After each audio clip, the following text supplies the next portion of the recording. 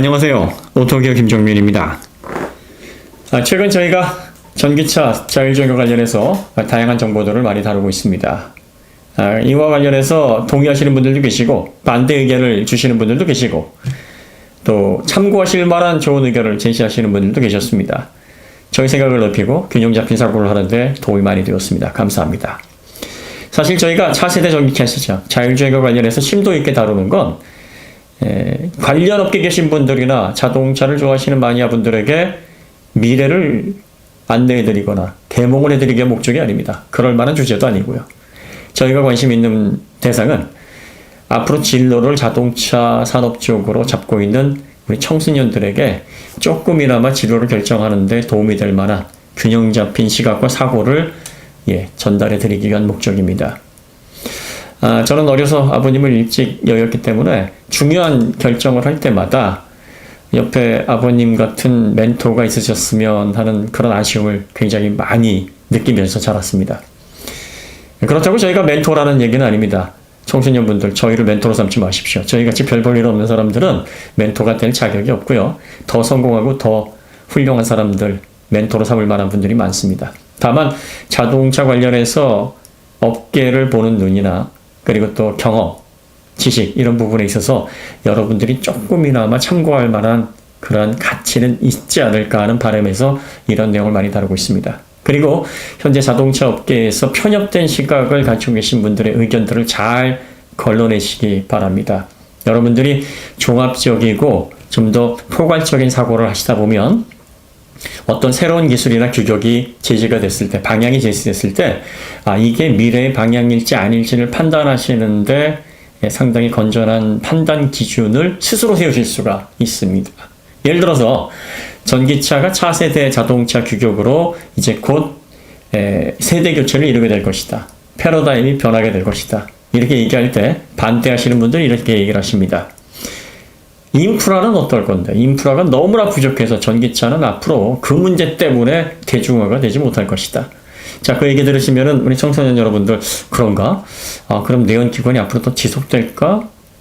어느 정도 갈까? 전기차가 인프라 문제 때문에, 이런 생각, 이런 혼란을 갖게 되시죠. 하지만, 생각을 살짝 뒤집어 보시면, 이건 아무런 장애가 되지 않는다라는 것을 금방 이해하실 수 있게 됩니다. 어떤 기술 규격이든 새로운 규격이나 새로운 패러다임이 등장하게 되면 인프라부터 갖추고 나오는 기술은 있을 수 없습니다.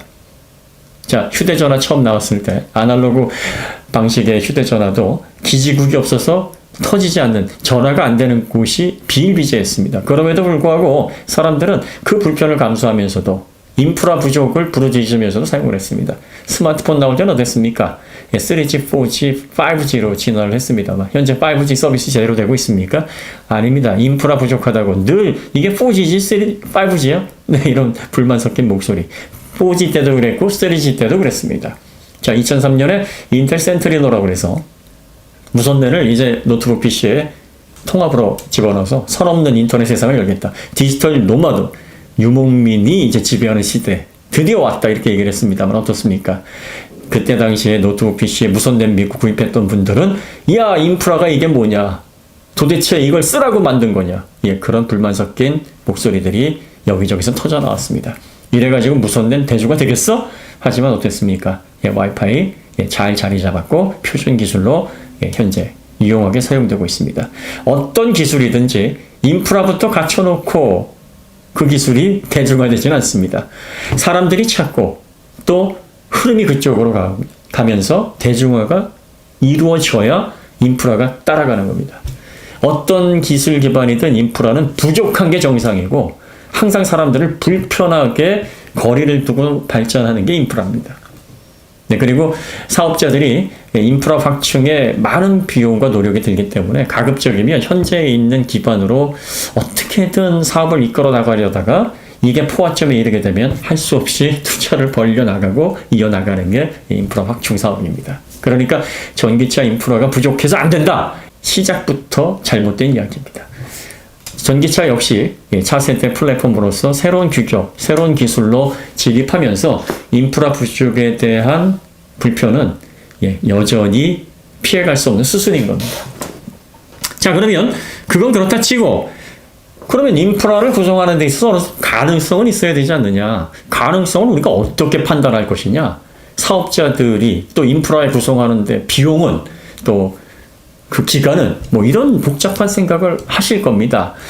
자, 이럴 때에도 여러분들이 조금 생각을 유연하게 적용을 해서 대입을 해보시면 쉽게 또 결론이 나실 겁니다. 이럴 경우에는 여러분들이 좀 수학적인 사고를 가지고 기존에 이미 갖춰져 있는 상황과 앞으로의 상황을 대입해서 산술적으로 한번 계산해 보시면 금방 가능할 수 있겠구나, 가능하지 않겠구나라는 생각을 하실 수 있게 됩니다.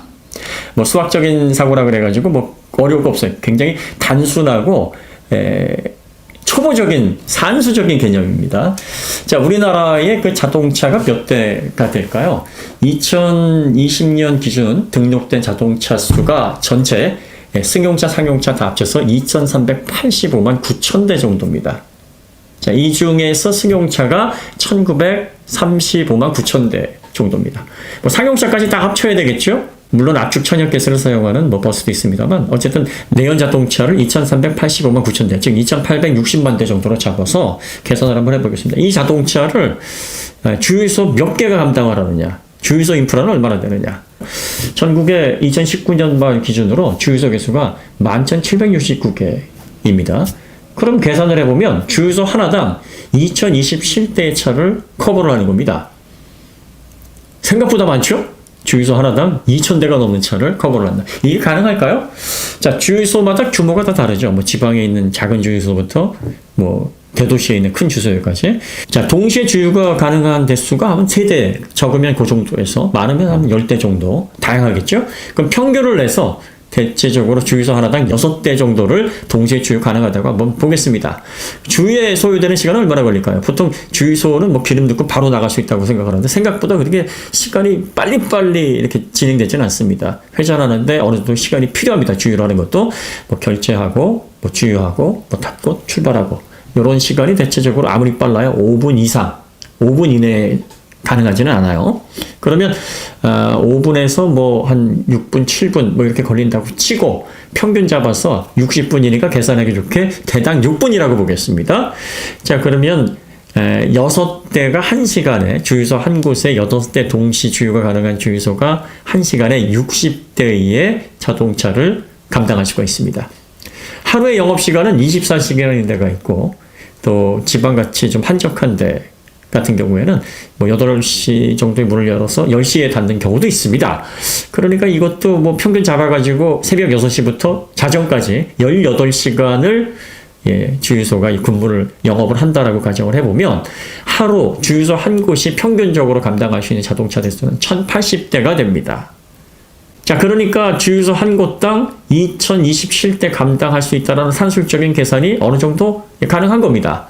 매일 주유하는 건 아니니까요. 상용차들은 뭐 매일 주유도 하겠습니다만은 출퇴근용으로 사용하는 자동차는 대략적으로 일주일에 한 번 주유하기도 하니까 주유소 하나당 2,027대 감당이 가능합니다. 또 수도권의 복잡한 도심에서는 주유소에 좀 몰리고 한적한 곳에는 몰리지 않고 편차들이 많이 있죠. 자, 그러면 이 주유소를 한 곳 설립하는 데 비용은 얼마나 들까요? 네, 대략적으로 지방 같은 경우에 소규모적으로 건설하게 되면은 뭐 저장 탱크서부터 주유기 그리고 관련 업무 시설까지 해서 부지까지 다 합쳐서 한 7억, 8억 그 사이 정도 소요가 된다 그러고요. 대도시 같은 경우에는 10억에서 한 15억 정도 투입이 된다고 합니다. 이것도 평균 잡아서 계산하기 좋게 10억으로 딱 잘라보겠습니다. 10억. 주유소 하나당 평균 들어가는 비용이 10억이다. 자, 그러면 전국에 11,769개 주유소가 있으니까 이걸 10억으로 계산하면 11조 7,698억 원 정도가 됩니다. 대략적으로 11조 7,600억 정도가 들어간다. 7,700억 정도, 98억이니까 11조 7,700억 원이 들어간다. 자, 그러면 주유소 하나당 평균 그 시설비 건립 비용이 10억인데 이걸 급속 충전기, 전기차 충전기로 투자를 한다 하면 몇 대를 설치가 가능할까요? 50kW, 현재는 이제 50kW 급속 충전기가 가장 보편적인 규격이니까 그 정도 충전기를 설치하는데 대당 1,800만 원 정도가 소요됩니다. 물론 정부에서 보조금을 주기 때문에 사업자가 설치하는 실비용은 그보다 아래입니다만 결국 들어가는 총 비용을 계산을 해야 되겠죠. 그러면 10억으로 건설 가능한 50kW 급속 충전기는 55.5대입니다. 자, 그럼 55.5대 회전율은 어떨까요? 자, 충전 50kW니까 64kWh의 코나 니로 EV에 들어가는 배터리 충전하는데 완전히 충전이 비었다고 하면 뭐 10% 정도로 바닥 거의 가까이 갔다고 하면 대략적으로 1시간 반 정도가 소요가 됩니다. 2시간 안쪽으로 충전을 해야 됩니다. 50kW지만 이게 80%가 넘는 고 구간에서는 세류 충전이라고 해서 충전 시간이 좀 더 길죠. 하지만 보통 전기차 오로들이 평균적으로 10%까지 쥐어짜서 배터리를 사용하지는 않습니다. 대략적으로 30-40% 정도 레벨이 떨어지게 되면 충전을 하고요. 50% 정도에서 충전하시는 분들도 많습니다. 그래서 급속 충전기를 뭐 30분, 짧게는 그 정도에서 길게는 1시간 반 정도 사용한다고 보시면 됩니다. 그럼 평균 잡아서 1시간으로 볼 수 있죠. 그럼 한 대당 하루에 처리할 수 있는 전기차 대수의 회전율. 전기차 충전기는, 급속 충전기는 시간이 구애받지 않고 24시간 운영이 가능하기 때문에 대당 24대를 커버할 수 있다는 얘기입니다. 자, 그러면 55.5 곱하기 24 하면 1333입니다. 주유소 한 개당 평균 처리할 수 있는 회전율보다 어떻습니까? 그 비용으로 급속 충전기를 설치하게 되면 회전율이 훨씬 더 좋습니다.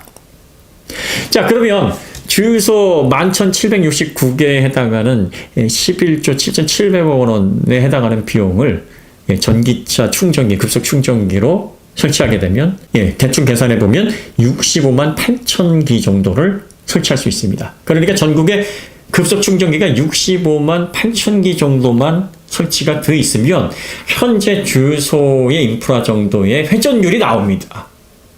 계산이 복잡하지 않죠? 그리고 생각보다 어떻습니까? 그렇게 인프라 구성에 어마어마한 비용이 들어가는 거대 사업이 아니에요. 11조 7,700억 원이면요.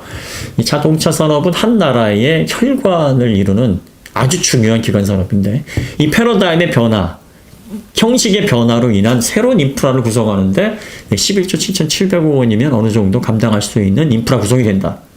이게 도달하기 어려운 목표일까요? 굉장히 어려운 사업이겠습니까? 자, 우리나라 2020년 한 해 예산이 540조입니다. 그 가운데 국방비는 50조 이상이 있고요. 그리고 이 조달청에서 시설 확충비로 지금 책정해 놓은 금액이 31조 7천억 원입니다. 자, 간단히 현대자동차의 2019년 매출이 105조입니다. 그리고 순이익이 3조 6천억 원입니다. 민간 기업, 민간 자동차 기업 한 곳에서 3년치 순이익만 투자를 해도 전기차 인프라가 어느 정도 구성이 됩니다. 자, 2,300만 대를 11,769개의 주유소로 감당을 하듯이 그 회전율을 계산해서 충전기가 어느 정도 필요하고 어느 정도 비용이 들어가는지만 우리가 대충 산술적으로 계산을 해봐도 이게 불가능한 사업이 절대 아니구나. 마음만 먹으면 얼마든지 진행 가능한 사업이겠구나 라는 계산이 나오지 않습니까? 자, 그럼 어떤 분이 이렇게 생각하실 거예요. 지금 전국에 21,786 작년 말 기준으로요. 급속, 완속 다 합쳐서 뭐 그 정도 충전기가 있는데 지금 2020년 4월 기준으로 전기차 등록 대수가 우리나라에 10만 3,700대입니다. 그러면 계산해보면 4.1대당 충전기 하나인데 이래도 인프라가 부족하다는 얘기가 나오는데 더 필요하지. 65만 3,800대 가지고 이게 가능하냐 이렇게 보실 겁니다. 자, 하지만 지금 충전기 하나당 4.1대밖에 안 되는 비율인데도 부족하다는 얘기가 나오는 건 전체 충전기의 보급률 대비 전기차가 많아서 그런 얘기가 나오는 게 아닙니다. 전국적인 수요조사, 실태조사가 정확하게 이루어지지 않은 상황에서 지자체가 임의로 충전기를 설치를 하거나 아니면 충전기 사업자가 충전기 사업자의 편의에 맞게 원하는 장소에 용이성에 맞게 충전기들이 설치가 되어 있기 때문에 지금 전국적인 수요에 따른 불균형 현상을 해소할 수가 없어서 그렇습니다. 어느 곳은 미어 터지는데 어떤 곳은 남아 돌아요. 하루에 뭐 한두 대 충전하면 다행일까 할 정도로 시설이 남아 돕니다. 그러니까 이런 불균형 현상 때문에 발생하는 현상이고요. 그리고 테슬라 슈퍼차저의 경우 지금까지는 이제 무료로 개방을 해놨기 때문에 그쪽에 가서 이제 돈 안 들이고 충전하려는 수요가 몰리다 보니까 일부 사용자들을 통해서 전기차 충전 대란이야. 또 고속도로 휴게소 같은 곳에서 장거리를 운행하시는 분들은 아무래도 충전기 대비 충전하려는 수요가 몰릴 수밖에 없습니다. 이런 얘기들이 나오고 있다 보니까 지금 충전기도 부족한데 얼마나 더 설치를 해야 되는 거야. 이렇게 얘기들이 나오고 있는 겁니다. 하지만 정부와 지자체 그리고 민간 기업이 본격적인 수요 실태 조사를 기반으로 충전기 확충 사업을 실시하게 되면 이런 불균형 형성도 해소가 됩니다. 그리고 내연 자동차 같은 경우에는 대부분의 사용자들이 주유소에 가서 주유를 해야 됩니다. 뭐 운수사업자라든지 뭐 보관 장소가 있는 분이라면 좀 연료를 사전에 구입해 놓고 자가 주유를 할 수도 있습니다만 대부분은 뭐 주유소에 가서 주유를 해야 되는데 전기 자동차는 어떻습니까? 전기 자동차는 꼭 급속 충전기만 필요한 게 아니에요. 가정에서 완속 충전기로도 얼마든지 충전을 할 수가 있습니다. 또 집밥을 갖춘 분이라면 급속 충전기로 찾아다니면서 충전을 하지 않아도 됩니다. 이런 충전의 편리성, 기존의 전기의 그 인프라를 활용할 수 있다는 장점, 이게 작용을 하기 때문에 실질적으로는 이 65만 3,800기까지 필요하지 않을 수도 있습니다. 하지만 현재의 주유소만큼의 회전율을 이루는 데 있어서 전기차 충전기 인프라 구성에 그렇게 많은 비용이 투입되는 엄청난 사업이 아니에요. 정말 사람들이 이제 필요에 의해서 전기차를 사기 시작하고 이게 대중화 되기 시작해서 이제 정말 전기차 대중화 됐으니 충전기 전국에 확충해서 불편 없이 사업해야 되겠다. 필요성만 대두되면 단 몇 년 안에도 인프라가 구성이 될 만한 그 정도의 규모의 사업입니다. 그러니까 전기차 인프라가 어떻게 감당할 것이냐, 어떻게 충전기 설치할 것이냐, 이런 염려하지 않으시고, 물론 이러한 계산은 지극히 산술적인 계산입니다. 정확한 실태 조사를 바탕으로 결론을 내리는 게 아니에요. 그러니까 이 정도 필요하니까 이 정도 왜 못해? 이렇게 결론을 내리는 그런 용도로 말씀을 드리는 게 아니라 인프라 어떻게 할 거야? 인프라 어떻게 감당할 거야? 이런 이해를 직면하게 되면 우리 또 청소년들이 그러면 앞으로 한참 걸리나? 앞으로 방향 설정하는데 좀 더 신중해야 되나? 뭐 이렇게 혼돈이 올 수 있지 않습니까? 이럴 때 이 얘기가 맞는 얘기인지, 앞으로 이런 방향이 급속하게 전개됐을 때 인프라 조성이라든지 또 시설 확충 이런 것들은 충분히 단기간 내에 가능한 이야기인지를 판단할 수 있는 여러분들의 사고를 넓힐 수 있는 한 가지 요령을 예를 들어서 말씀을 드리는 겁니다. 그 다음에 이제 인프라 다음으로 많이 제기되는 게 그 많은 전기를 어떻게 감당할 것이냐. 전기차가 100만 대, 1000만 대, 2000만 대가 됐어. 그 2000만 대 64kWh 곱하기 2000만. 얼마야 벌써. 이렇게 되면은 이거를 감당한다고? 이렇게 계산을 하기 때문에 생각이 복잡해지는 거죠. 그럼 발전 시설이 지금도 화력 발전하게 되면은 CNG 많이 쓰고 또 석탄 많이 떼고, 그리고 또 원자력 발전도 뭐 예전에 한 40%에서 지금 한 3, 4%로 좀 많이 내려가 있고, 뭐 친환경 발전 비용 많이 든다 그러고, 태양광 발전도 이게 뭐 어떻게 될지 앞으로 모르고, 친환경 발전이 어느 정도 경제성을 가질지도 미지수, 뭐 이런 생각 복잡하게 드실 수 있을 거예요. 하지만 이것도 여러분들이 현재 상황을 잘 대입해서 생각을 해보시면 생각보다 그렇게 큰 문제가 아니라는 걸 아실 수 있을 겁니다. 대체로 우리나라의 평균적으로 사용하는 전력량이 한 7천만 킬로와트 내외입니다. 상황에 따라, 계절에 따라 다를 수는 있는데요. 그런데 이제 전력이 부족해서 블랙아웃이 염려되는 시즌이 있어요. 그 시즌이 한여름에 2시에서 4시, 그 다음에 한겨울에 2시에서 4시. 그러니까 냉방기와 난방기가 집중적으로 사용되고 있는 활동 시간대, 그때는 이제 피크 구간이라 그래서 이때는 대략적으로 한 8천만에서 9천만 킬로와트 오가는 전력 사용을 하기 때문에 예비율이 간당간당하다. 그래서 이럴 때 전기를 아껴야 된다. 그렇지 않으면 블랙아웃 올 수 있으니까 굉장히 이거 주의해야 된다. 지금도 그런데 전기차 시대가 오면은 더 문제가 되지 않겠느냐. 아마 이렇게 이 얘기를 하시는 얘기를 많이 들으셨을 겁니다. 자, 그런데 사실 피크 시간대를 제외하면 대략적으로 우리나라의 그 예비율 어느 정도 되냐면 2천만 킬로와트에서 3천만 킬로와트의 예비율을 항상 가지고 있습니다. 그러니까 전기는 뭐 생산해서 바로 소비를 해야 되기 때문에, 송전을 해서 소비를 해야 되는 거기 때문에 2천만, 3천만 킬로와트를 추가 생산해가지고 이거를 필요한 용량에 플러스를 해서 다 보내는 게 아니라 기본적으로 넉넉하게 보내긴 하지만 항상 그 준비 태세를 갖추고 발전을 프리페어드 하고 있는 비상시에 즉각적으로 발전할 수 있는 시설들을 대기시켜 놓은 상태에서 지금 예비율이 이 정도다라고 계산을 해서 공시를 하는 겁니다.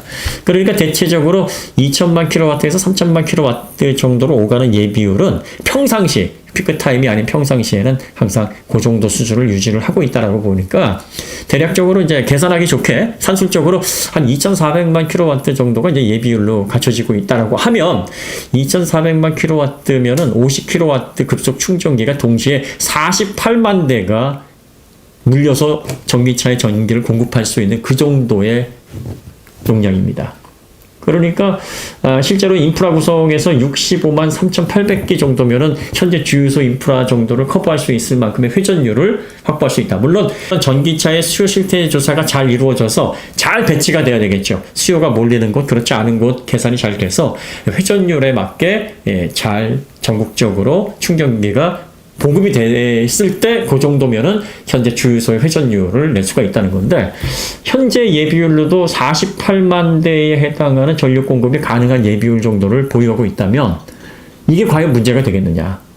물론 전기라는 게 예비율까지 모두 다 돌려가지고 0에 딱 맞춰가지고 알뜰하게 쓸 수 있는 그런 에너지원은 아닙니다.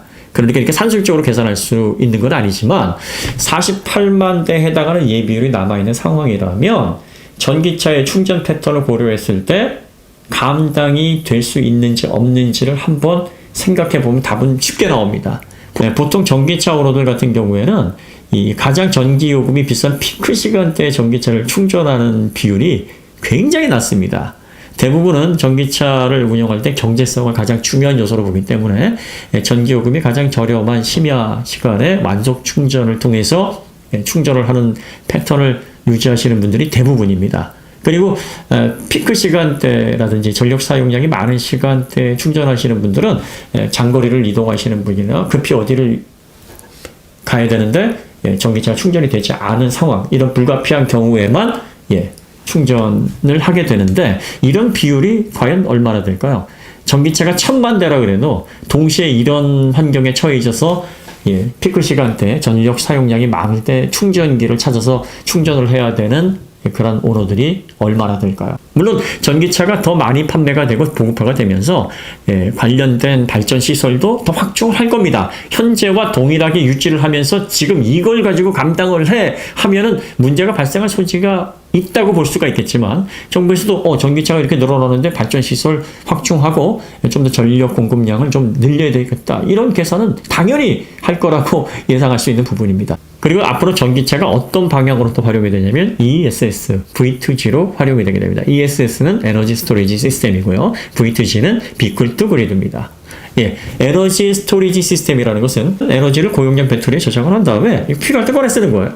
보조 배터리 같은 개념이죠. 보조 배터리를 크게 가정용 전기 또는 산업용 전기, 건물 유지용으로 확장을 시켰다, 이렇게 보시면 됩니다. 그러니까 전기요금 좀 저렴한 심야 전기에서 충전을 한 다음에 요걸 피크 시간대, 전기요금 비쌀 때 또 누진 구간에 들어서는 그 시점에서 이 전기를 활용하게 되면 보다 값싸게 전기를 활용할 수 있는 그런 보조 장치로서 활용이 되게 되는 겁니다. V2G, 이거는 무슨 기술이냐면 전기차에 저장되어 있는 전기를 다시 가정용으로, 다시 산업용으로 송전을 해서 사용을 하는 겁니다. 활용을 하는 겁니다. 그러니까 전기차를 굳이 나는 하루에 한 2-30km 밖에 주행을 하지 않는데 충전해 놓고 아까우니까 이 전기를 가정용으로 연결을 해서, 이 전기를 사무실에 연결을 해서 이 전기를 난 사용을 할래. 그렇게 되면은 가정용 전기나 일반용 산업 전기를 대신해서 전기차 배터리 전기를 사용할 수 있으니까, 만약에 그 전기차를 심야 시간대에 저렴한 전기로 충전을 했다 그러면 그 차익만큼 이득이 되는 거죠. 이런 방식으로 활용을 할 수 있게 됩니다. 자, 그러면 어떻습니까? 가장 전기 사용 부담이 큰 때가 여름, 겨울에 2시에서 4시, 이 냉방기, 난방기를 집중적으로 사용하는 그 구간이란 말이에요. 그 구간에 심야에 저렴한 가격으로 충전했던 전기차의 배터리를 끌어다가 냉방기를 돌리고 난방기를 돌리고, 그러면 피크 시간대에 일반 가정이나 사무실 또 산업전선에서 사용하는 전기 사용량은 어떻겠습니까? 그 비율만큼 내려가게 됩니다. 그러니까 전기차의 충전 수요가 몰릴지라도 그 전기차 배터리가 ESS로, 전기차 배터리가 V2G로 활용됨에 따라서 전력 사용이 분산이 되는 겁니다. 분산이 되니까 결과적으로 전력 수요가 전기차로 많이 가기는 하겠지만 그 전력이 다른 곳으로 분산이 돼서 결과적으로 총합의 증가는 그렇게 생각만큼 증가하지 않는다는 얘기가 됩니다. 그러니까 실질적으로 전기차 시대가 와도 충전 인프라, 그 다음에 전기 사용량에 대한 고민, 그렇게 심각하게 할 필요가 없다는 겁니다.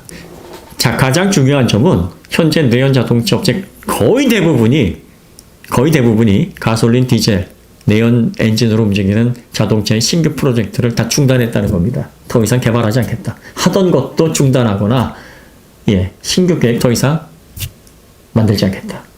그리고 모든 역량을 차세대 전기차에 집중하겠다. 자율주행에 올인하겠다. 자, 이렇게 발표를 했습니다. 그러니까 어떤 분들이 내 생각에는 내연 자동차가 이만큼 갈 것 같아. 앞으로 이만큼 지속될 것 같아. 그 얘기가 중요한 게 아니에요. 세상의 흐름, 세상의 장면은 이미 바뀌고 있습니다. 그리고 그 변화의 속도는 이제 예상보다 매우 빠르게 진행될 겁니다. 거의 모든 나라들이 2030년을 기준으로 내연 자동차가 대도시에 진입하는 것을 법적으로 규제하겠다. 그리고 2035년도에는 아예 등록조차 못하게 막겠다. 자, 이렇게 발표를 하고 있습니다. 이런 제도적인 방향이 정해져 있는데 앞으로 내연 자동차를 얼마나 더 끌고 가겠습니까? 현재 내연 자동차 업체들이 차세대 전기차 시장에 올인하는 건 전기차 자체의 매력이 엄청나서 경쟁력이 어마무시해서 그런 게 아니라는 걸 저번 시간에 말씀드렸습니다. 자율주행이 가져오는 환경 변화, 자율주행이라는 소프트웨어를 중심으로 발전하게 될 차세대 시장이 기존 내연 자동차가 발전해 왔던 그 배경과 그 상황과 너무나 완벽하게 달라지는, 다시 말해서 자동차 시장의 구조 자체가 완벽하게 뒤집어질 것이라는 것을 인식하고 있기 때문입니다. 앞으로 다가오는 차세대 자동차 시장에서 큰 꿈을 펼치기를 원하는 우리 청소년 여러분들이 관심을 가져야 될 대상은 내연 자동차 관련된 기술, 그리고 그 내연 자동차를 유지 관리하는 정비 쪽은 아닙니다. 이런 쪽은 관심도 갖지 마십시오. 이쪽으로 시선도 주지 마세요. 여러분의 귀중한 시간과 여러분의 장래를 절대로 이 분야에 거시지 마십시오.